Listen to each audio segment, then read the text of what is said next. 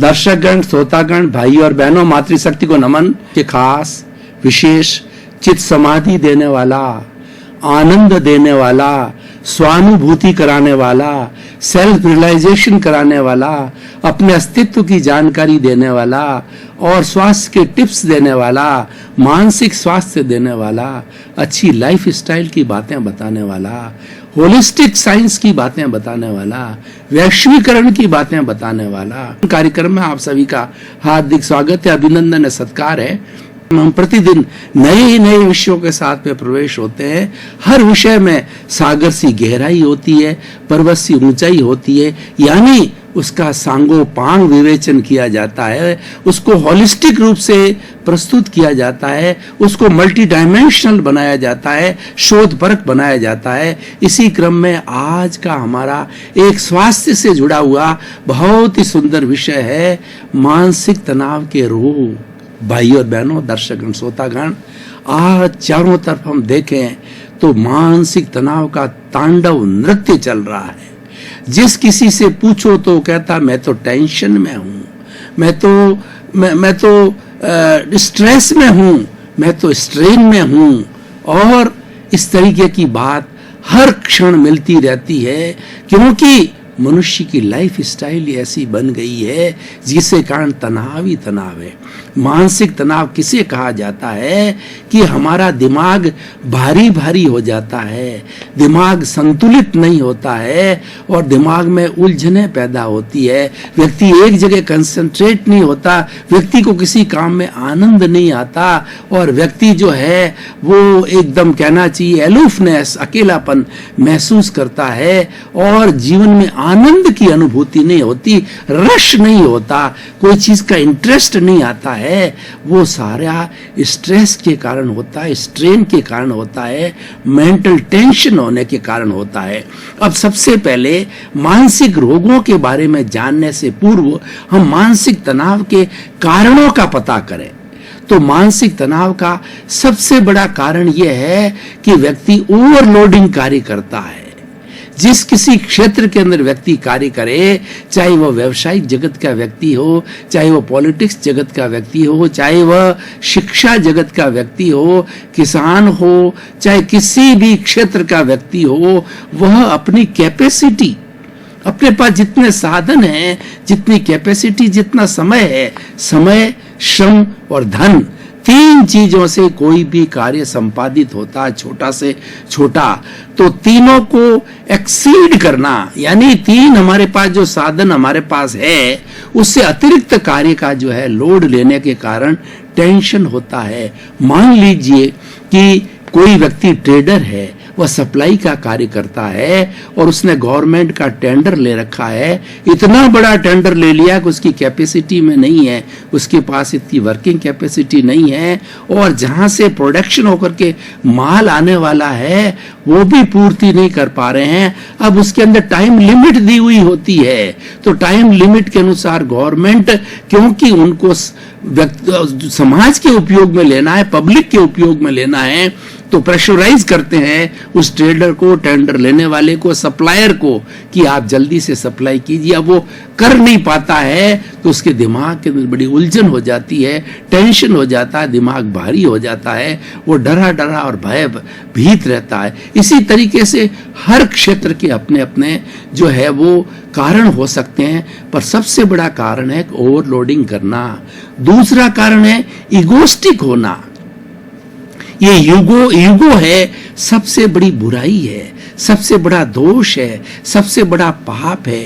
Egoistic व्यक्ति होता है, वो बहुत बड़ी अपेक्षा रखता है और अपने आप को सुपीरियर समझता है, समाज में काम करता है, परिवार में काम करता है या अपना किसी भी तरह का कार्य करता है, उससे दूसरे लोगों से अपने आप को सुपीरियर समझता है, तो वो इगोस्टिक हो जाता है।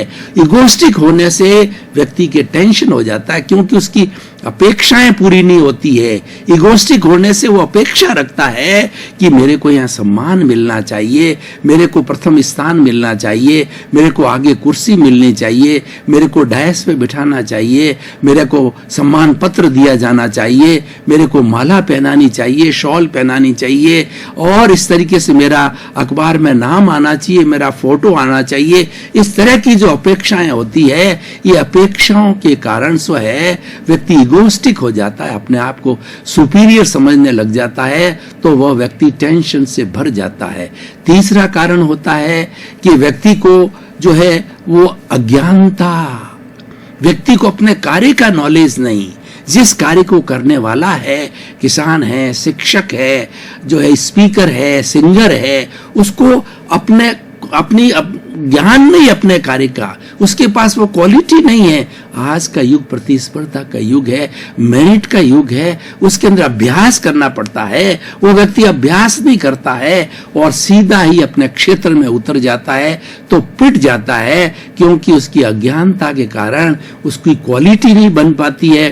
क्वालिटी नहीं बनने से लोग उस चीज को पसंद नहीं करते हैं, और पसंद नहीं करने से वह व्यक्ति जिस स्थिति में होता है वह उसी स्थिति में रख जाता है। इसीलिए अज्ञानता, जितनी भी अज्ञानता है अपने विषय की, ये सबसे बड़ा टेंशन होने का कारण है। ऐसे बहुत से कारण हो सकते हैं, लाइफ स्टाइल कारण हो सकता है, और समय की पाबंदी का न होना कार्य हो सकता है।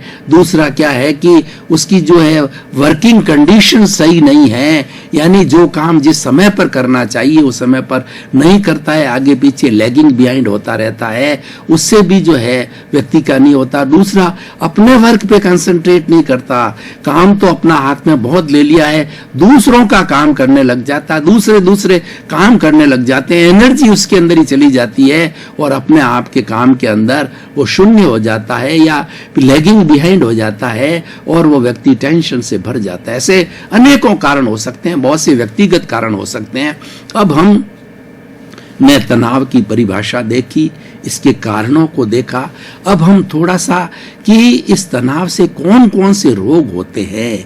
मेंटल टेंशन से सबसे बड़ा जो रोग होता है वो डिप्रेशन होता है, यानी व्यक्ति जो है वह डिप्रेशन के अंदर चला जाता है। उससे कारण क्या होता है कि व्यक्ति डरा डरा सा रहता है, और व्यक्ति जो है अपने कॉम्प्लेक्स से नीचे गिर जाता है, उसका किसी काम के अंदर मन नहीं लगता है, और व्यक्ति एलूफनेस पसंद करता है, और उसके सारे कार्य रुक जाते हैं, और किसी भी कार्य में इंटरेस्ट नहीं लगने के कारण जो है वह कोई भी कार्य निश्चित रूप से नहीं कर सकता है। डिप्रेशन आज की सामान्य बीमारी है। उस बीमारी होने का कारण यह है, जो मेंटल टेंशन के मैंने कारण बताए, उसमें से कुछ कारण होते हैं जिस कारण से डिप्रेशन आता है। दूसरा होता भय, जो व्यक्ति मानसिक रोग है, भय एक मानसिक रोग है। जो मानसिक तनाव वाला व्यक्ति है उसको हर समय भय सताएगा कि मेरे साथ में ऐसा हो जाएगा, मैंने ये कार्य पूरा नहीं किया है, मेरे पेनल्टी लग जाएगी, मेरे परिवार के सदस्य मेरे साथ सहयोग नहीं करेंगे, और मेरा साथी मुझे धोखा दे देगा, मुझे कोई मार देगा, मेरे साथ कोई षड्यंत्र कर देगा, और ऐसे ऐसे अनेकों अनेक तरह के भय उसको सताने लग जाते हैं। और क्योंकि वो कारण भय का होता है, टेंशन सबसे बड़ा कार्य, क्योंकि मानसिक संतुलन नहीं होने से ये सारी बीमारियां पैदा होती है। अगर मानसिक संतुलन है व्यक्ति के, तो किसी तरह का भय नहीं लगता है, क्योंकि वो अपने काम पे कंसंट्रेटेड रखता है, काम में वो व्यस्त रहता है, मस्त रहता है, आनंद के साथ रहता है, उसमें उसको रश आता है, उसमें उसको पता ही नहीं लगता है कि समय कब बीत गया है। जो भी कार्य करें उसमें रश आना चाहिए, और मानसिक शांति वाले का सबसे बड़ा संकेत ये है, हर कार्य के अंदर जो करता है उसमें प्रसन्नता की अनुभूति करेगा, उसमें रश की अनुभूति करेगा, उसमें आनंद की अनुभूति करेगा। वो कार्य करते उसको बड़ा इंटरेस्ट आएगा, उसको लगेगा कि ये कार्य आधा घंटा चला, पर उसको महसूस होगा कि मैंने तो 10 मिनट ही कार्य किया है, समय कब निकल जाएगा मालूम ही नहीं पड़ेगा।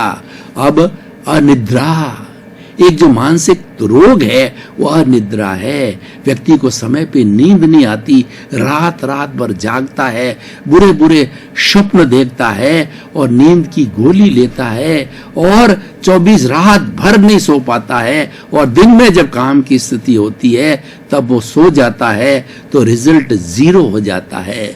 तो इस तरीके से अनिद्रा एक मानसिक रोग है, मानसिक तनाव से जुड़ा हुआ है, क्योंकि हमारे दिमाग के जितने भी टिश्यूज हैं, दिमाग के जितने भी हार्मोन्स हैं, वो हार्मोन्स डिस्टर्ब हो जाने के कारण नींद नहीं आती है। जब वो संतुलित हो जाते हैं तब व्यक्ति जो है वो नींद महसूस करता है। टायरिंग अवस्था में, थकान की अवस्था के अंदर नींद आती है, और थकान कब आती है कि हम परिश्रम करते हैं और हमको संतुष्टि हो जाती है उस पर्टिकुलर डे के वर्क के अंदर, तब निद्रा आती है। ये अनिद्रा उसका है जो है सबसे बड़ा कारण है। और दूसरा अकेलापन, व्यक्ति अलूफनेस महसूस करता है, लोगों के साथ बातचीत नहीं करना चाहता, लोगों के बीच बैठना नहीं चाहता, हर क्षण जब लोगों का संपर्क आता है उठ करके एकांत में चला जाता है। और एकांत के लिए क्या कहा जाता है कि empty mind is a house of devils. जब कभी आप एकांत में रहते हैं, कोई मेडिटेशन, एकांत में मेडिटेशन किया जाए तो बहुत बढ़िया चीज है, भगवान की चांटिंग की जाए, भगवान का स्मरण किया जाए, उसके लिए एकांत चाहिए। परंतु वो एकांत के अंदर उलझुलूल रहता है और आर्त ध्यान करता है। आर्त ध्यान क्या होता है कि एक चीज के पीछे 24 घंटे लगा रहता है, मुझे नुकसान हो गया, मुझे नुकसान हो गया, मुझे नुकसान हो गया, कैसे भरपाई होगी, मेरा कैसे होगा, मैं कैसे, वो व्यथा करता रहता है। तो व्यथा ही करता रहता है, लेकिन उसकी व्यवस्था नहीं करता है, इसीलिए वो सारा जो है मानसिक तनाव में, मानसिक रोग के अंदर चला जाता है। तो एलूफनेस, एंजाइटी, चिंता, जो ये मानसिक बड़ा रोग है, व्यक्ति को चिंता सताती है, अब मेरा क्या होगा, मेरे अस्तित्व का क्या होगा, मेरा जो इतना बड़ा ऑर्डर है वो कैंसिल हो जाएगा, मेरे परिवार के लोग जो है मुझे सहयोग देना बंद कर देंगे, मेरा जो फ्रेंड सर्किल है मेरे से नफरत करेगा। इस तरीके से जो है उसको ख्यालात आने लग जाते हैं, विचार आने लग जाते हैं और चिंता के अंदर डूब जाता है। अब पता नहीं क्या होगा, अब पता नहीं क्या होगा, और फ्रस्ट्रेटेड हो जाता है, वो डिप्रेशन के अंदर आ जाता है। तो इस कारण से चिंता ये मानसिक रोग है। और उसके बाद के अंदर तो भूख का नहीं लगना। देखिए हमारा शरीर है, अगर बराबर डाइजेशन होता है तो हमें समय पर भूख लगती है, समय पर भोजन करना चाहिए, समय पर सोना चाहिए, समय पर कार्य करना चाहिए। ये प्राकृतिक नियम है। प्रकृति ने 24 घंटे हर व्यक्ति को दिए हैं, 12 घंटे काम करने के लिए दिन के और 12 घंटे विश्राम करने के लिए होते हैं। 12 घंटे आप दबा के काम करेंगे तो रात्रि के अंदर को आपको नींद बड़ी आराम से आएगी। और उसको संतुलित करने का एक कार्य होता है ईश्वर प्राणिधान। व्यक्ति स्वाध्याय करे, व्यक्ति अच्छी पुस्तकें पढ़े, व्यक्ति ईश्वर की भक्ति करे, व्यक्ति तप करे, व्यक्ति जप करे, व्यक्ति टेंशन करे, व्यक्ति जो है वो जप तप करके और स्वाध्याय करे और अच्छे अच्छे मंत्रों की चांटिंग करे। ऐसा कार्य होता है तो एक संतुलन होता है। मानसिक तनाव है, मानसिक रोग के अंदर, और दूसरा अपने आप को शांत करने के लिए, मेंटल हेल्थ को प्राप्त करने के लिए हमें इस तरीके की चीज़ों का उपयोग करना चाहिए। ये सामंजस्य बिठाती है, ये संतुलित बिठाती है। तो इसीलिए जब हमारे किसी तरह का तनाव होता है तो बॉडी का जो पाचन तंत्र है वो डिस्टर्ब हो जाता है। जो रस उसमें से निकलने चाहिए हमारे आमाशय के अंदर, वो रस निकलने बंद हो जाते हैं और भोजन पचना बंद हो जाता है। भूख नहीं लगती है। भूख नहीं लगने से जो है हमारा धीरे धीरे वजन घटने लग जाता है और हमारा काम के अंदर मन नहीं लगता है। इसलिए भूख का न लगना भी एक तरह का जो है मानसिक रोग हो जाता है। अब देखिए कुल मिलाकर मानसिक का अर्थ होता है दिमाग से जुड़ा हुआ, मस्तिष्क से जुड़ा हुआ, मन से जुड़ा हुआ। जितने जितने मन से जुड़े हुए रोग हैं सब मानसिक रोग कहलाते हैं। रात को बुरे सपने आना, यह भी एक मानसिक रोग है। और दूसरा है उसके अंदर, व्यक्ति के अंदर हर वक्त में नेगेटिव थॉट्स आना, ये मानसिक रोग है। व्यक्ति जो है वो नेगेटिविटी की ओर सोचता है कि मैं सुसाइड कर लूं, मैं मर जाऊं, मैं डूब जाऊं, मैं जहर खा लूं। इस तरीके से नेगेटिविटी के विचार जो है ये सारे मानसिक रोग है, क्योंकि मानसिक असंतुलन हो जाता। हमारे बॉडी को सारा नियंत्रण करने वाला दिमाग है, मन है। मन के क्या कार्य है कि जो 5 इंद्रियों से हम बाहर का जगत देखते हैं, 5 इंद्रियां जो स्पर्शन, घ्राण, चक्षु, श्रोत्राणी इंद्रियाणी जो बाहर के विषय लेती है जगत से, वो मन को देती है। मन उसके ऊपर योजना बनाता है और मन दूसरा कार्य यह करता है कि वो भूतकाल की स्मृति करता है, वर्तमान काल का चिंतन करता है और भविष्य की कल्पना करता है। वह भी मन का कार्य है और वो होना चाहिए, क्योंकि भूत, भविष्य और वर्तमान तीनों मिलकर के हमारा अस्तित्व बनता है, हमारा वर्किंग एजेंडा बनता है। तो भाइयों और बहनों, दर्शकगण, श्रोतागण, इस तरीके से मानसिक रोग और साइकोसोमेटिक रोग भी होते हैं जो कि हमारे शरीर और मन से जुड़े हुए होते हैं। ये सारी चीजें एक दूसरे से जुड़ी होती है। अगर आपका तन अस्वस्थ है तो मन अस्वस्थ हो जाता है, मन अस्वस्थ है तो तन अस्वस्थ हो जाता है। ये दोनों आपसे जुड़े हुए हैं। इसीलिए भाई और बहनों, 3 चीजें होती है हमारी, एक तो माइंड, बॉडी और सोल, तीनों एक अवस्था में रहनी चाहिए, तीनों हॉरिजॉन्टल लाइन में रहनी चाहिए, तीनों सिंक्रोनाइज्ड रहनी चाहिए, तीनों एक दूसरे के पूरक रहनी चाहिए। यानी जो हमारा शरीर है मन को सपोर्ट करे, मन आत्मा को सपोर्ट करे, यह आत्मा मन को सपोर्ट करे, तीनों एक दूसरे को व्यवस्थित रूप से सपोर्ट करे तो हम स्वस्थ रहते हैं। माइंड, बॉडी एंड सोल, ये बहुत बड़ी रिडल है, इसको सॉल्व करना बहुत कठिन कार्य है। तो भाई और बहनों, दर्शकगण, श्रोतागण, जैसा कि हमारे पुनरुत्थान कार्यक्रम की परंपरा है कि हर एपिसोड को, हर टॉपिक को जो है आज के परिप्रेक्ष्य में हम देखते हैं, इसी कारण उसकी उपयोगिता बना देते हैं कि यह समाज के लिए कितना रिलेवेंट है, कितना सोशल यूटिलिटी है और कितना प्रासंगिक है। क्या इसमें कोई क्षमता, पोटेंशियलिटी है? क्या ये व्यक्ति को कुछ दे सकता है, समाज को कुछ दे सकता है, विश्व को दे सकता है? तो भाई और बहनों, दर्शकगण, श्रोतागण, मैं कहना चाहूंगा, बड़ी डंके की चोट से कहना चाहूंगा कि अगर व्यक्ति मानसिक संतुलन बनाए रखे तो उसको कोई मानसिक रोग नहीं हो सकता है। और बहुत से उपाय हम जो है अगले एपिसोड के अंदर बताएंगे कि मानसिक स्वास्थ्य को मेंटेन करने के लिए हमें क्या क्या उपाय किए जाने चाहिए। इसलिए भाइयों और बहनों, दर्शकगण, श्रोतागण, हमेशा आप ध्यान रखो कि जीवन के अंदर मानसिक संतुलन बनाए रखो। मानसिक संतुलन के बिना इस शरीर का कोई उपयोग नहीं है। हमारा जो मन है, हमारा जो माइंड है, उसमें 20% ब्लड सबसे ज्यादा हमारा दिमाग खींचता है, क्योंकि दिमाग में ही सारी कार्य योजना चलती है और दिमाग ही हमारा थिंकिंग पावर हाउस है, वही सारा संचालन करता है। सारी बॉडी का संचालन करने वाला हमारा मस्तिष्क है, मन है। ये हाथ, पांव और हमारी बॉडी, हमारे जितने भी पाचन तंत्र, श्वसन तंत्र, उत्सर्जन तंत्र, ब्लड सर्कुलेशन, हार्ट, लीवर और जो है वो किडनीज, ये सारे उसके सहयोगी हैं।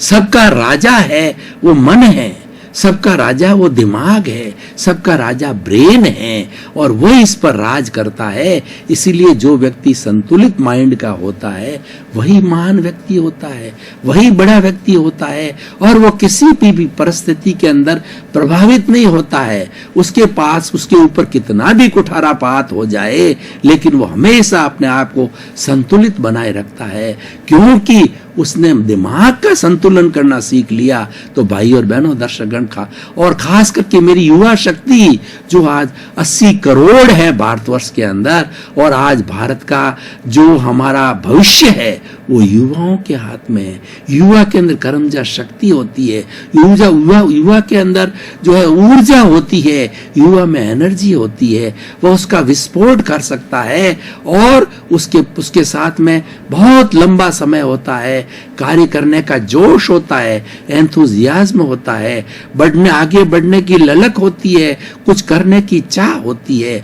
तो वो चाह कब पूरी होगी, आप महान कब बनोगे, जबकि आपका मानसिक संतुलन रहेगा। भाई और बहनों, दर्शकगण, श्रोतागण, अभी थोड़े समय पहले मैंने एक पुस्तक लिखी, भारत रत्नों के भारत को अवदान, 46 महान विभूतियों को आजादी के बाद से अब तक 70 वर्षों में उनको भारत रत्न दिया गया और वो वास्तव में एक से एक बढ़ करके रत्न है। उनके साथ कितना कुठाराघात हुआ, उन पूरे 46 में से कोई भी बड़े जो कुबेरपति का बेटा नहीं, सामान्य व्यक्ति और सामान्य से नीचे नहीं, बहुत कमजोर स्थिति में पैदा हुए और किसी की जन्म के कुछ समय बाद माता गुजर गई, कुछ समय बाद पिता गुजर गए, उनका लालन पालन किसी ने किया, उन्हें बचपन में ही कमाना पड़ गया। मतलब उनका जीवन पूरा संघर्षमय जीवन था। उस संघर्ष करते करते उनमें निखार आया।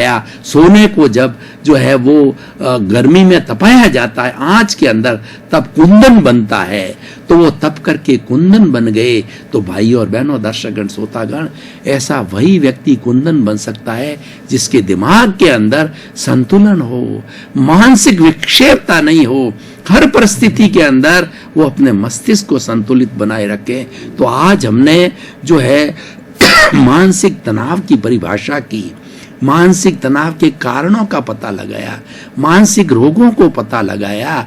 तो अब इस एपिसोड से जो है हमें ये शिक्षा लेनी है कि हम हर क्षण अपने मन को, अपने दिमाग को संतुलित रखेंगे और डिस्टर्ब नहीं करेंगे। कैसी भी स्थिति आ जावे, हमारा मन डिस्टर्ब नहीं होना चाहिए, हमारा दिमाग डिस्टर्ब नहीं होनी चाहिए, जिसको कि मानसिक शांति कहा जाता है। दर्शकगण, श्रोतागण, भाई और बहनों, आपका बहुत बहुत धन्यवाद, साधुवाद, कृतज्ञता। कार्यक्रम आज चमक रहा है। प्रतिदिन पुनरुत्थान कार्यक्रम हजारों की तादाद में, लाखों की तादाद में लोग देख रहे हैं कि बहुत सुंदर तरीके से प्रस्तुत किया जा रहा है। आपके प्रति कृतज्ञता, धन्यवाद। कार्यक्रम का उद्देश्य सर्वे भवन्तु सुखिनः, सर्वे भवन्तु निरामया। इसी क्रम में आपका जीवन आनंदमय हो, मंगलमय हो, सुखमय हो। आपके प्रति खूब खूब कृतज्ञता।